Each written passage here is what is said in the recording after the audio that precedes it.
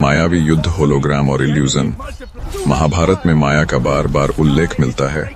माया का अर्थ है भ्रम पैदा करना, ऐसा भ्रम जिससे सामने वाला सच और झूठ में फर्क न कर पाए।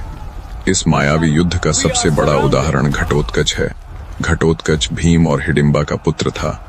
वह राक्षस कुल से था, इसलिए उसमें जन्म से ही मायावी शक्तियां थीं। घटोत्कच सिर्फ हथियारों से नहीं लड़ता था, वह आंखों और दिमाग से लड़ता था। कुरुक्षेत्र के युद्ध में उसने रात के समय युद्ध किया।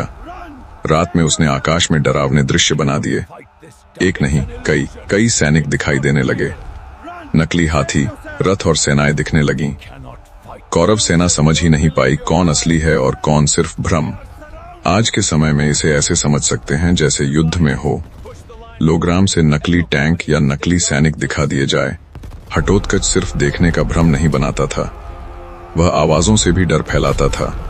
अचानक तेज गर्जना, आकाश से आती आवाजें और दिशा बदलती हुई चीखें, इन सब से सैनिक डर जाते थे, उनका मन घबरा जाता था।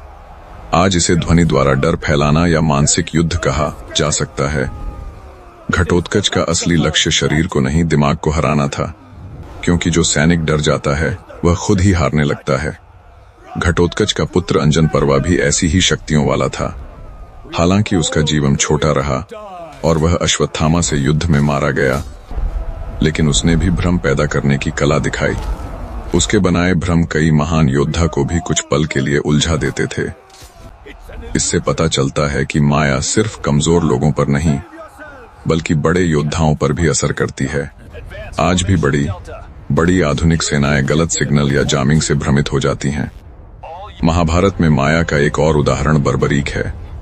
बर्बरीक के पास 3 ऐसे बाण थे जो कभी खाली नहीं जाते थे। उसकी ताकत लड़ने में कम और समझने में ज्यादा थी। वह पूरे युद्ध क्षेत्र को एक नजर में देख सकता था। उसे पता होता था कहां क्या हो रहा है और आगे क्या होगा। आज के समय में यह ड्रोन और सैटेलाइट जैसी क्षमता है। इसीलिए कृष्ण ने उससे कहा, तुम युद्ध नहीं करोगे, सिर्फ देखोगे। यह सिखाता है कि सच और भ्रम को पहचान पाना अपने आप में बहुत बड़ी शक्ति है। कृष्ण स्वयं माया के महान ज्ञाता थे। मय दानव की बनाई मय सभा में जल और जमीन का भ्रम था। दुर्योधन का पानी को जमीन समझकर गिर जाना हंसी की बात नहीं है। यह दिखाता है कि माया कैसे अहंकार और सोच को धोखा दे देती है। युद्ध में भी कृष्ण ने कई बार भ्रम का सहारा लिया, कभी सूर्यास्त का भ्रम तो कभी गलत सूचना। आज इसे सूचना युद्ध या मानसिक रणनीति कहा जाता है। अगर हम इसे आज की दुनिया से जोड़ें तो बात बिल्कुल साफ है। महाभारत का मायावी युद्ध कोई कल्पना नहीं था,